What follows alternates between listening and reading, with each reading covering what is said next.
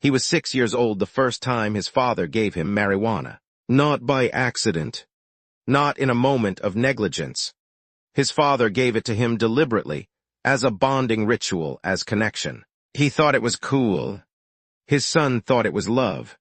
That confusion between a substance and love is the psychological seed of everything that followed.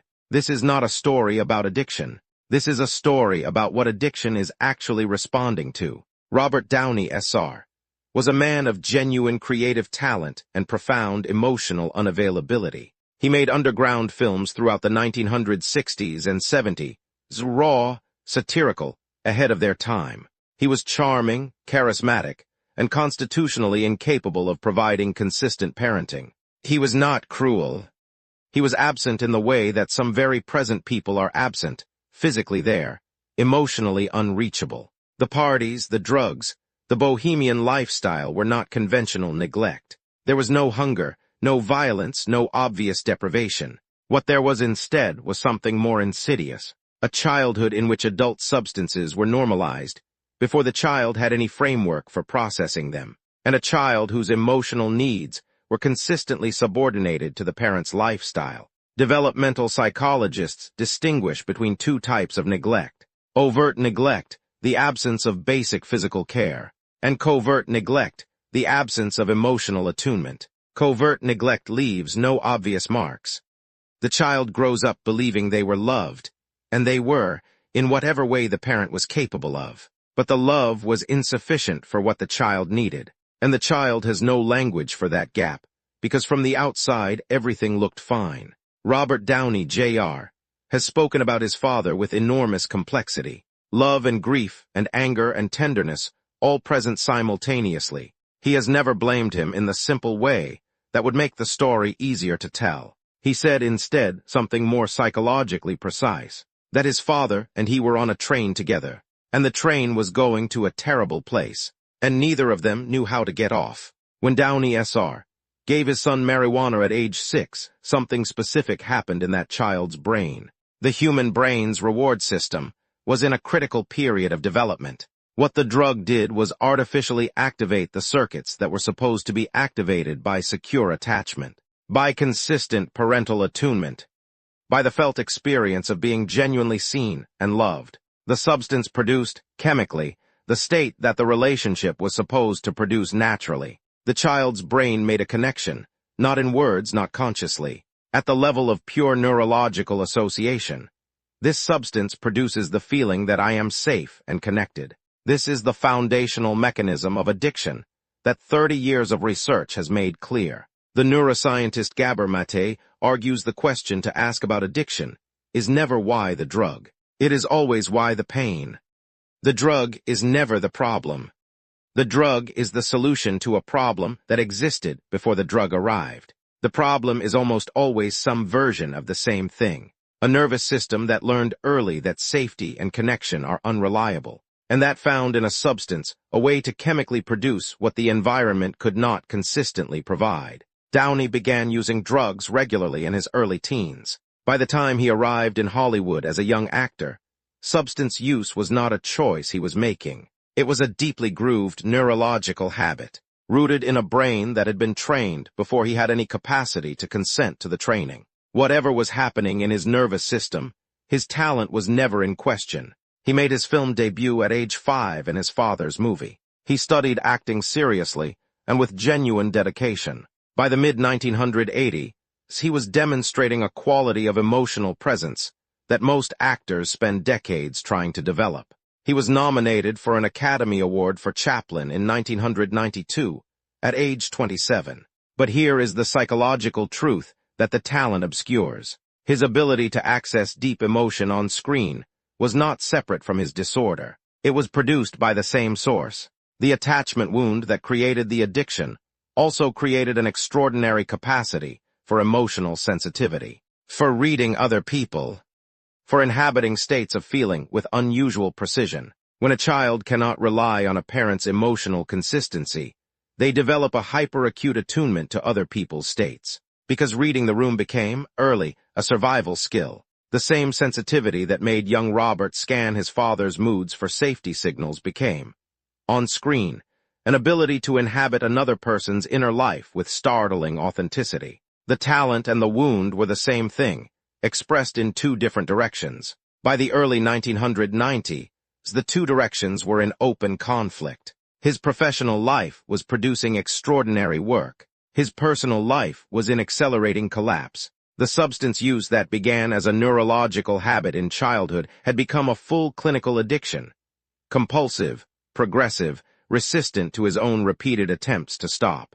Between 1996 and 2001, Robert Downey, Jr., was arrested multiple times on drug-related charges. He served time in the Los Angeles County Jail and a California substance abuse treatment facility. He was fired from a major television series after multiple arrests made him uninsurable. At the point of his firing, he gave an interview that became one of the most quoted statements in the mythology of his recovery. He said, "It is like having a loaded gun in my mouth and liking the taste of the metal." That sentence is not a metaphor about weakness. It is a clinically precise description of what addiction feels like from inside. The simultaneous awareness that something is destroying you, and the inability to stop finding it preferable to the alternative. The alternative being the unmedicated experience of a nervous system, shaped by early trauma, to find ordinary life insufficient.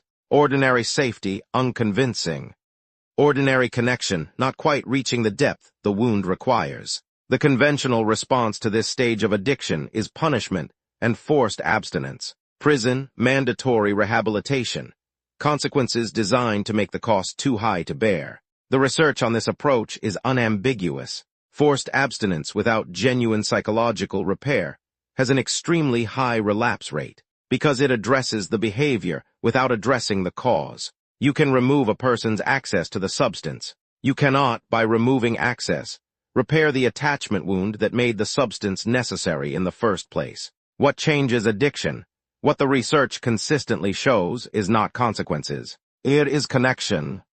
The experience of a relationship that finally provides what the substance was chemically simulating. Safety, attunement, the felt sense of being genuinely seen. In 2003, Robert Downey, Jr., met film producer Susan Downey on a film set. He was, by his own account, not a safe person to love at that point. His track record was visible, public, and not encouraging. Susan Downey decided to love him anyway, but on specific, non-negotiable terms. She told him directly that she would be with him if he got sober, and that she would leave if he didn't, not as an ultimatum issued from fear, as a boundary drawn from clarity. Downey has said in multiple interviews that Susan's approach was unlike anything he had previously experienced. She was not trying to save him. She was not absorbed in the drama of his disorder. She was simply, consistently, non-dramatically present, offering a specific thing and being clear about what she needed in return. From an attachment theory perspective, what Susan provided was what Downey's nervous system had never fully experienced. A secure base. A consistent, predictable, emotionally attuned presence. One that did not require him to perform. One that did not disappear when things got difficult. One that did not confuse the drama of the addiction with love. The research on adult recovery from childhood attachment wounds shows consistently the same finding. The most durable recoveries involve the development of at least one secure attachment relationship in adulthood. Not therapy alone, not willpower alone. A relationship in which the nervous system finally gets enough consistent experience of genuine safety to begin revising its early conclusions about what the world is like. Susan became that relationship. They married in 2005. He has been sober since 2003. In 2008, Robert Downey, Jr. put on a suit of armor and became Iron Man. The casting of a man with his history in the flagship role of what would become the most successful film franchise in history was, by conventional logic, an insane risk. He was uninsurable. His track record was public record. The director Jon Favreau fought for him specifically. He argued that Tony Stark, brilliant, self-destructive, armored against genuine vulnerability, could not be played convincingly by an actor who had not actually lived a version of that arc. He was right. What Downey brought to Tony Stark was not acting in the conventional sense. It was autobiography expressed through a fictional frame. The armor that Stark builds around himself, the wit, the performance of invincibility, the deflection of intimacy through relentless cleverness, is the precise psychological defense structure of a person who learned early that genuine vulnerability is dangerous. And the arc of Stark across 11 films maps, with uncomfortable precision, onto the actual psychological journey of the man playing him. From a man armored against connection, to a man willing to sacrifice everything for the people he loves. By the time Downey delivered his final line in that role, he had become the highest-paid actor in Hollywood. The addicted teenager, the man who couldn't be insured, the cautionary tale.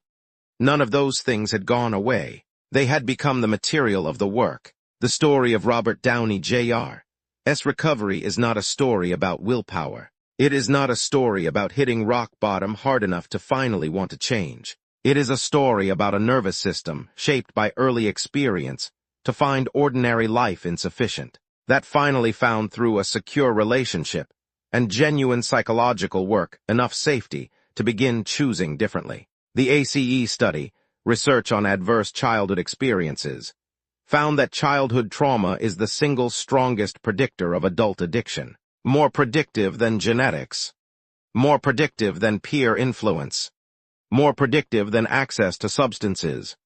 The wound comes first. The substance comes second. Downey did not get sober because prison scared him. He had been to prison. He had lost jobs, relationships, opportunities. None of it was sufficient because none of it addressed the actual problem. He got sober because he finally began to have consistent access to the experience his nervous system had been seeking since he was 6 years old. The experience of being genuinely seen and unconditionally connected to another person. He got sober because he found what the drug had always been pretending to be. There is one more layer to this story that deserves to be spoken plainly. Robert Downey Sr., the father who gave his 6-year-old son marijuana, became, in his later years, close to his son. The two of them worked together and spoke publicly about their relationship with honesty and without performance. They arrived at something that is not quite forgiveness in the simple sense, but perhaps more useful understanding. Downey has said that he does not blame his father, that his father was doing what he knew how to do, with the tools he had. He has said that the work of his adult life has been not to undo what his childhood did to him. That cannot be done, but to understand it clearly enough that it stops running his decisions without his knowledge. Not healing in the sense of erasure, understanding in the sense of authorship. The wound is still there, but he is the one deciding what to do with it now. Robert Downey Sr. died in 2021. His son was with him. He was 6 years old the first time his father gave him something that felt like love and was actually a wound. He spent 30 years medicating that wound with the only thing his nervous system had learned to trust. And then, slowly, with enormous difficulty and the help of a person who refused to confuse drama with love, he learned to trust something real instead. The wound did not disappear. The wound became the performance, the work, the armor, and finally the willingness to take the armor off. That is not a recovery story. That is a human story. And it begins, as all human stories do, with a child who needed more than they were given, and who spent a lifetime finding a way to fill that space. Every week on this channel we take a real human story and break it down using psychology to find the pattern underneath. Why people self-sabotage, why smart people stay stuck, why some people break through and others don't. If that is the kind of thing you want to understand about yourself, about the people around you, subscribe to Human Code and hit the bell icon so you never miss a video. We post every single day. The next story is already waiting for you.